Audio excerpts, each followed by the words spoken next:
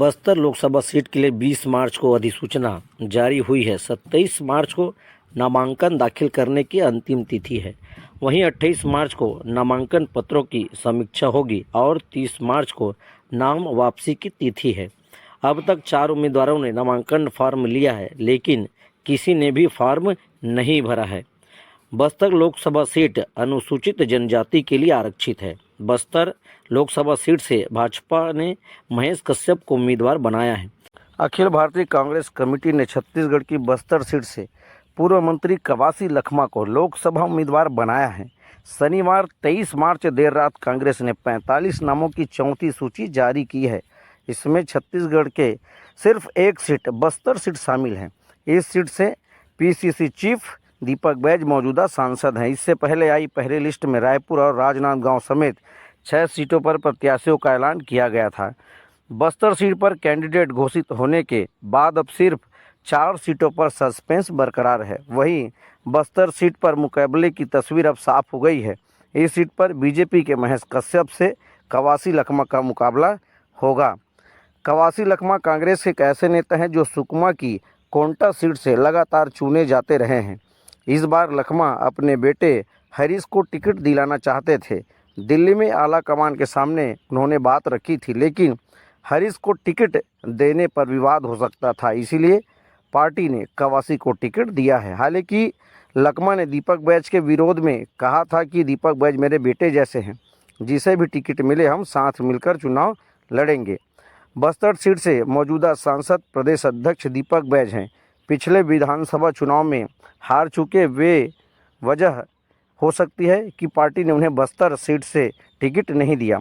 संभावना है कि दीपक बैज को कांकेर सीट से उम्मीदवार बनाया जा सकता है। कांग्रेस अब तक 7 सीटों पर प्रत्याशियों का ऐलान कर चुकी है। सीएम भूपेश बघेल को जहां राजनांदगांव से टिकट दिया है, वहीं 3 पूर्व मंत्रियों को भी लोकसभा चुनाव में मैदान में उतारा है। पूर्व मंत्री शिव डहरिया जांजगीर चांपा से, ताम्रध्वज साहू महासमुंद सीट से, तो बस्तर से कवासी लखमा प्रत्याशी हैं। कोरबा से मौजूदा सांसद ज्योत्सना महंत को दोबारा मौका मिला है, तो रायपुर सीट से पूर्व विधायक विकास उपाध्याय को टिकट दिया गया है। विकास संसदीय सचिव भी रह चुके हैं। दुर्ग सीट से कांग्रेस ने नए चेहरे के रूप में राजेंद्र साहू को मौका दिया है। ये हो संभावित कांग्रेस के उम्मीदवार। कांकेर से दीपक बैज, बीरेश ठाकुर, मोहन मरकाम जी का नाम लगभग फाइनल माना जा रहा है। साथ ही सरगुजा सीट से शशि सिंह, मधु सिंह को, इन दोनों में से किसी एक को मौका दिया जा सकता है। वहीं रायगढ़ से जयमाला सिंह, लालजीत सिंह और साथ ही चक्रधर सिदार जी, इन्हीं में से किसी एक को रायगढ़ लोकसभा सीट से टिकट दिया जा सकता है। समाज हो सकते हैं प्रत्याशी। कांग्रेस इलेक्शन में सभी समीकरणों को ध्यान में रखते हुए उम्मीदवार उतारने की तैयारी में है। प्रदेश में ओबीसी वर्ग के 3 बड़े समाज हैं, जिसमें साहू, कुर्मी और यादव समाज शामिल हैं। बीजेपी ने साहू और कुर्मी समाज के प्रत्याशी उतारे हैं। ऐसे में जातिगत समीकरण को ध्यान में रखते हुए कांग्रेस बिलासपुर से यादव समाज को प्रत्याशी घोषित कर सकती है। इसमें विष्णु यादव का नाम तय माना जा रहा है। यहाँ से देवेंद्र यादव का नाम भी आगे आया था।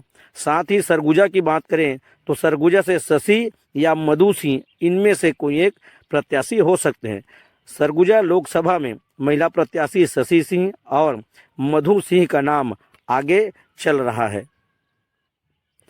युवा कांग्रेस की राष्ट्रीय सचिव और जिला पंचायत सदस्य शशि सिंह प्रदेश के आदिवासी नेता और पूर्व मंत्री तुलेश्वर सिंह की बेटी है।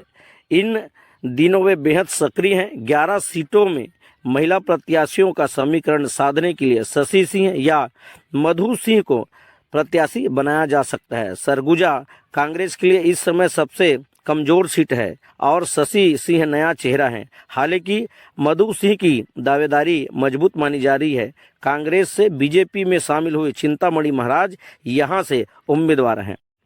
इसी प्रकार की महत्वपूर्ण जानकारी के लिए इस चैनल को सब्सक्राइब करें और इस वीडियो को लाइक और शेयर जरूर करें।